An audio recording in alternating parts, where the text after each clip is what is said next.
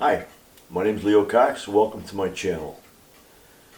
Today, the occupants of South Florida are facing a new quest in their desire for more fresh water. Their opponent in this one is the ocean itself, as a matter of fact. As sea levels rise and the temperature of the water rises, there's increased pressure on the salt water to infiltrate the fresh water, which is in the porous sandstone, which provides the base for the landmass that we know of as South Florida. The crop of South Florida is sugarcane. Sugarcane does not grow in salt water.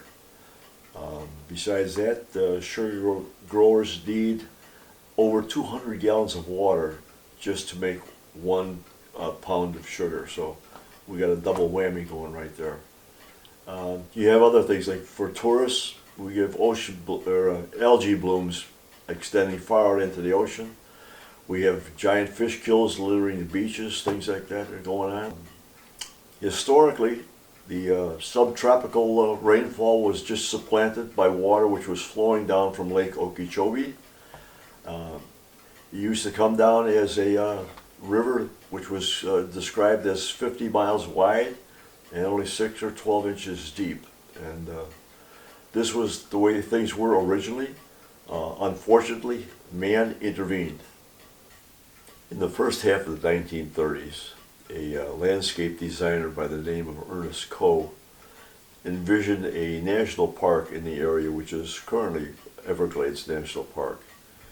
He began assembling land and lobbying Congress for the authority to establish this park. He was rewarded in 1934 when Congress established the park, when Congress authorized the park, but they didn't fund it for 5 years. So construction didn't begin until nearly 1940. 1940, something else happened. A writer for the Miami Herald decided to quit the Herald and begin a freelance writer's career. And that person was Marjorie Stoneman, later to become Marjorie Stoneman Douglas. She decided her writing career began, one of her features was the new Everglades National Park. And she stuck with the park and its beginnings. And her investigations led to her 1947 best-selling book, Everglades, River of Grass. This was published 1 month before Harry S. Truman dedicated the park as Everglades National Park. Just a note about this particular park in my series. As you know, the series is labeled Hiking Adventures in America's National Parks. And I think maybe this one should be Birding Adventures in America's National Parks. It's a little bit different because you don't go to the features either fly or swim to you. It's unique, so let's take a look.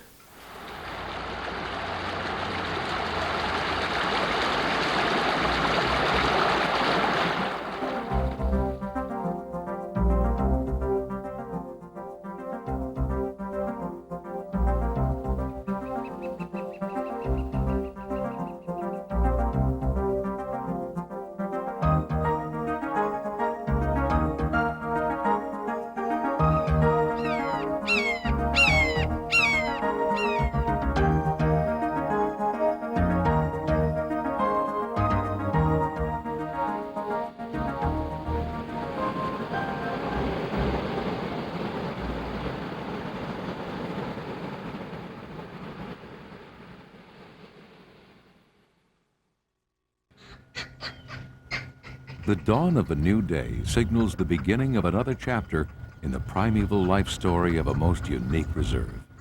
Here, where the extreme southern tip of the Florida Peninsula dissolves into the mangrove swamps of Florida Bay, lies an expanse unlike any other in the entire United States. The land is nourished by a fragile river of fresh water, a river 50 miles wide and 6 inches deep, slowly flowing to the sea. It is a landscape of incredible flatness, a broad, grassy savanna punctuated by thousands of islands of vegetation called hammocks. This is Peheoki, the Native American name for this river of grass, more commonly known as the Everglades. The lifeblood of the Everglades is the fresh water that comes in the form of rain that falls during the wet season that usually encompasses the months of May through November. The wet season also brings another more dramatic shaper of this land, the hurricane. In August of 1992, the latest of these storms, Hurricane Andrew, tore through the park. Trees were uprooted, stripped, broken, and bent. Man-made structures were destroyed. However, both nature and man are very resilient. The mighty mahogany trees were merely pruned. Many smooth-barked gumbo limbo trees survived by bending with the wind. Life goes on. Boardwalks that were destroyed by the storm are being replaced with decay-resistant planking and recycled plastic materials.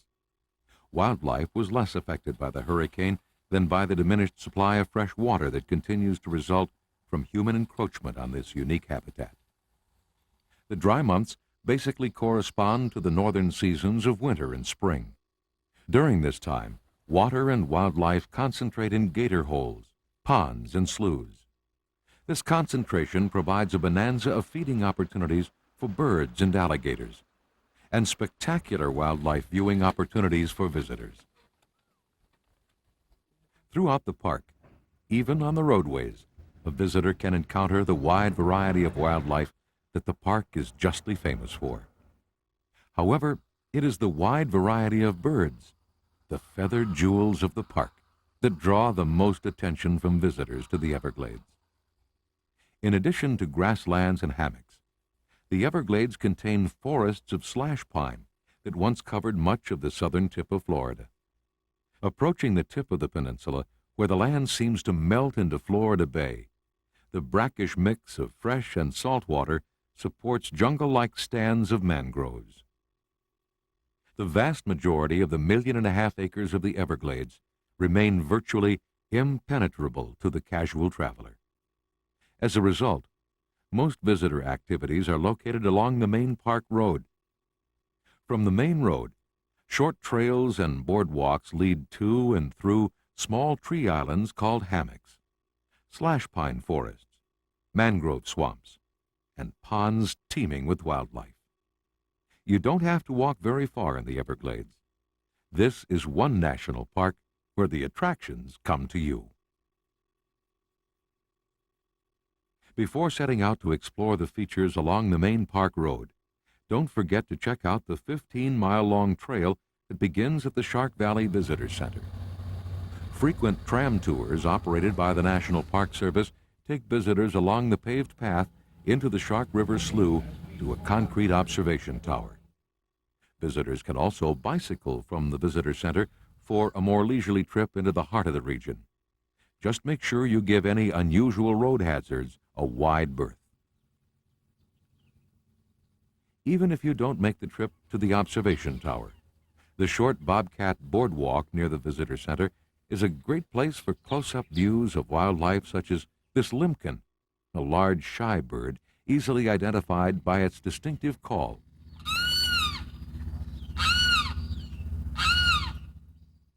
A wood stork with its 8-foot wingspan silently soaring above the trail.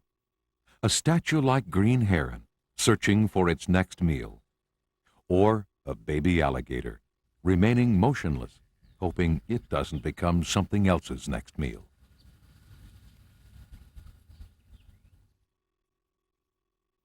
Proceed to the main park road.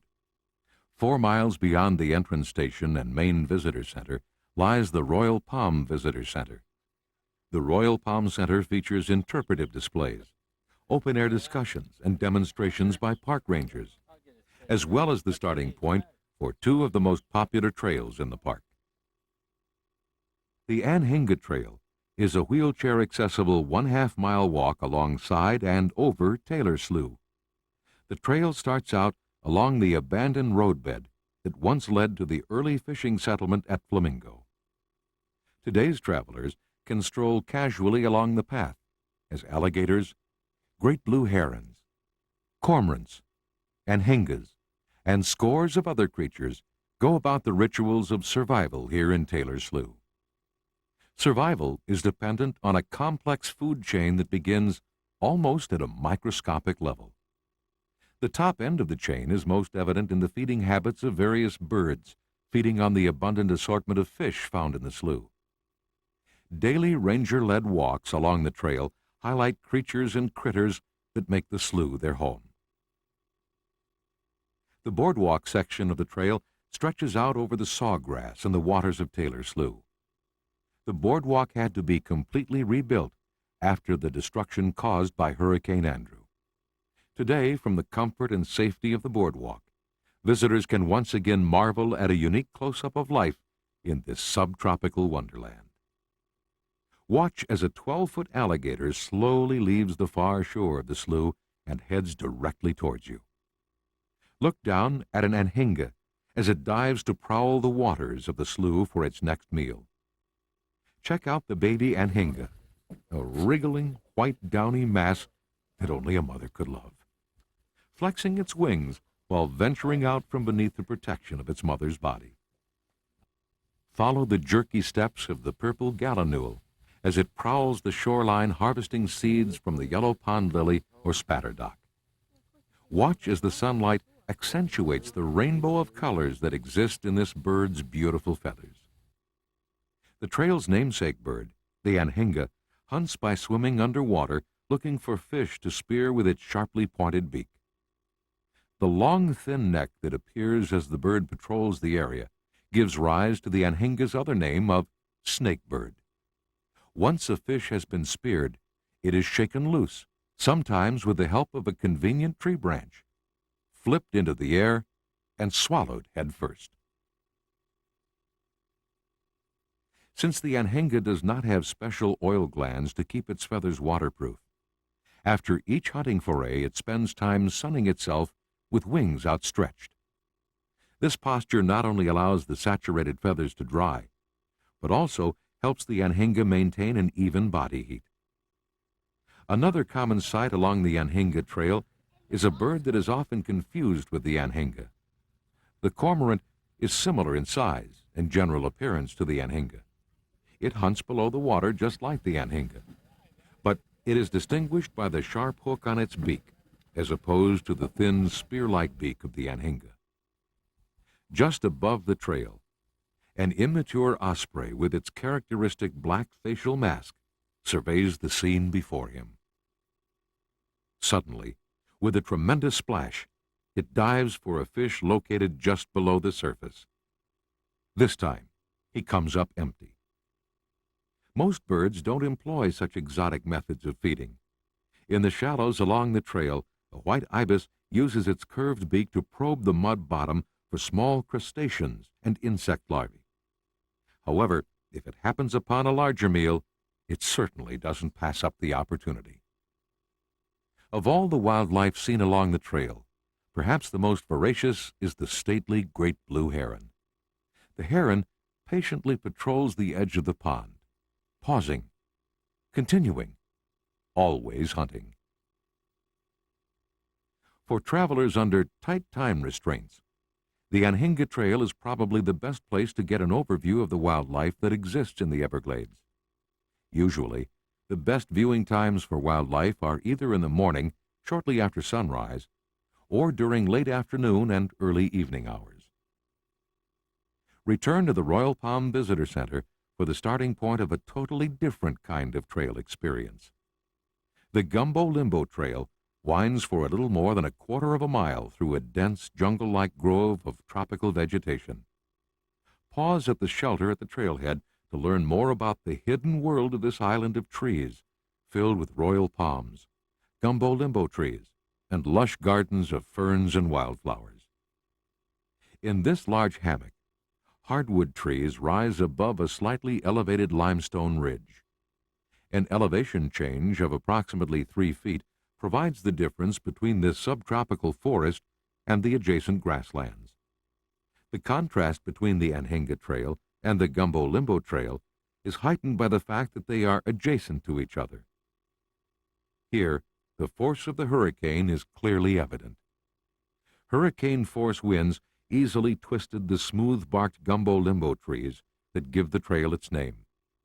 In addition, the hurricane uprooted many large trees because their root systems lie almost entirely above the shallow limestone bedrock. Even though many larger trees were uprooted, century-old mahogany trees survived with little more than a severe pruning. Within just a few short years, nature has begun the marvelous job of repairing the storm's damage by filling out the leaves of the canopy above and filling in the ferns and flowers of the forest floor below.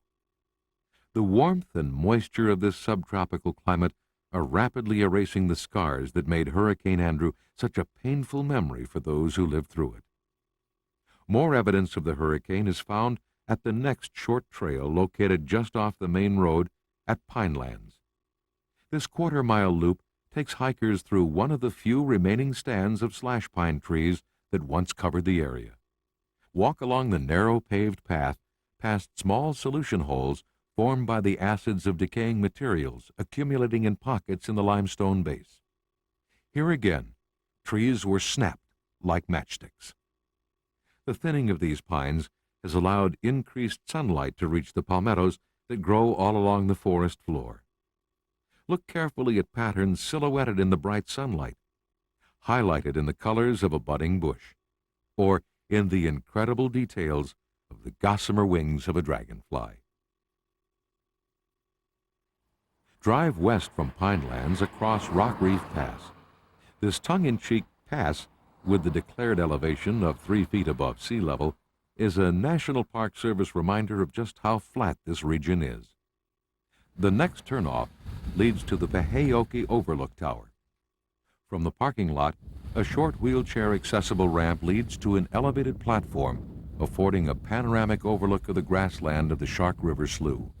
The Native Americans' Paheoki, the broad, shallow, fragile waterway that drains the southern tip of Florida.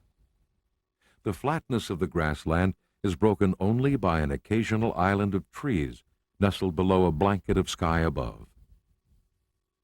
Drive a few miles beyond the broad expanse of the grasslands at Paheoki to the Mahogany Hammock turnoff. In order to reach the interior of the hammock, it is necessary to cross the low bridge over a natural moat formed by the erosion of limestone substrate. The moat protects this tree island from the fires that can sweep through the Everglades during the dry season. In the depths of the hammock, a strangler fig winds itself around and may eventually strangle a host mahogany tree. The deep vegetation provides cover for numerous birds, such as this red-bellied woodpecker, which is curiously named since its belly isn't red, and this reclusive barred owl.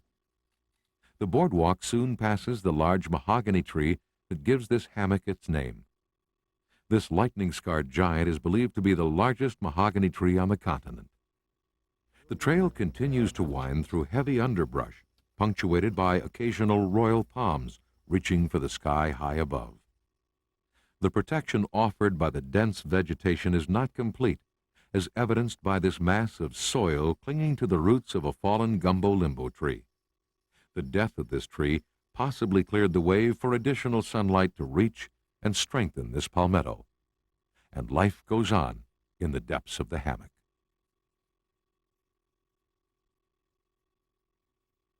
Beyond Mahogany Hammock, the vegetation begins to reflect the changes brought on by the proximity of the salt water of Florida Bay, the southern tip of the landmass of the continental United States.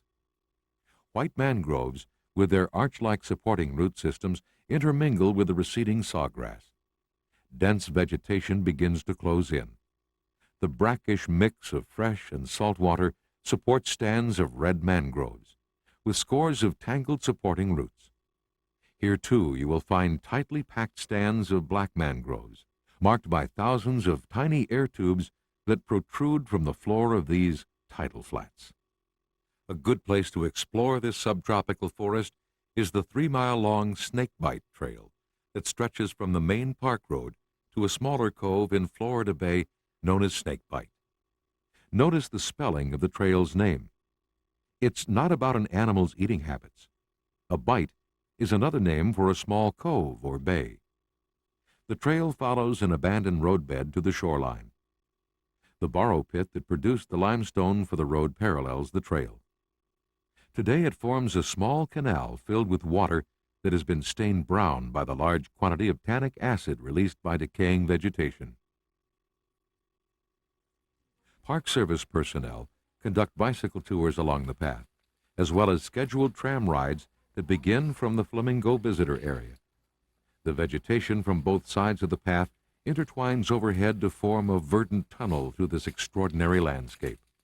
A word of warning: mosquito protection in the form of lotions and long-sleeve clothing is a necessity, particularly during the rainy season. The variety of life forms on this trail can be incredible. Air plants, or bromeliads, with their brilliant blossoms, exist side by side with spiny cactus spears. Small details, such as sunlight backlighting the peeling bark of a gumbo limbo tree, contributes to the unorthodox scene before you. The animal kingdom is represented from the very small, such as moths and zebra butterflies, to the very large, such as these alligators, silently basking on a bed of black mangrove air tubes. As the trail approaches the shoreline, the trees begin to recede from the tunnel shape. Soon a small meadow borders the path. Beyond the meadow, the trail leads to a short boardwalk that marks the end of the trail. The boardwalk begins on solid ground and then extends out above the tidal flat at the edge of Snakebite. The thin black line of the horizon marks a row of small islands or keys located in the salty waters of Florida Bay. From the shoreline, return to the main road via the same path. The Flamingo Visitor Center is located approximately 5 miles farther down the main park road from the Snakebite Trail.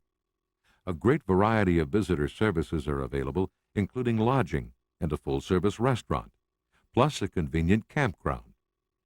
In addition, there's a complete marina where you can rent canoes or purchase a variety of camping and boating supplies.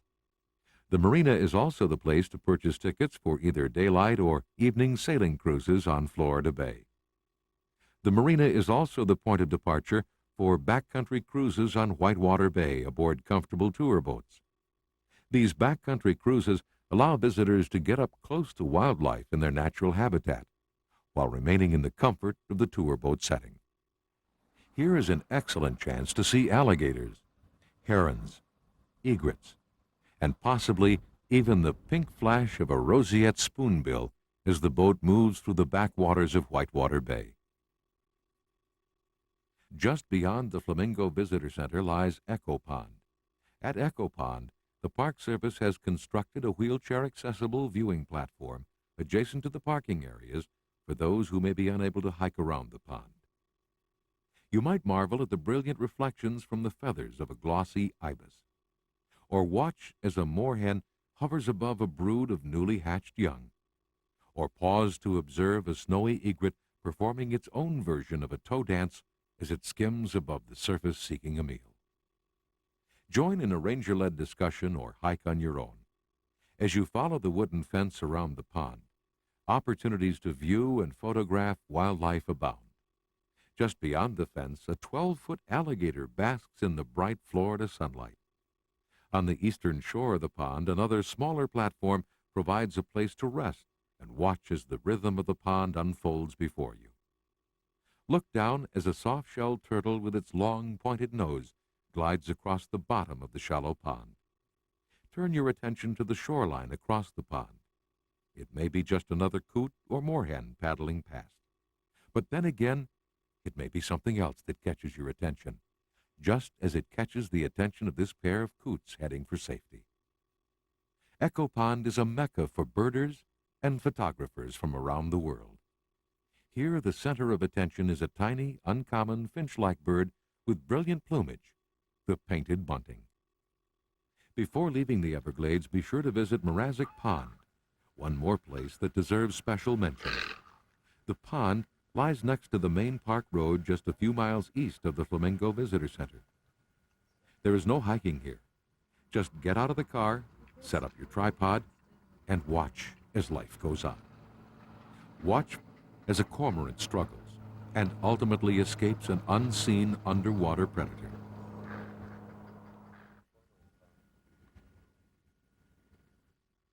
The spectacle that is sunrise at Mrazek Pond may become your most enduring memory of this subtropical wonderland, Everglades National Park.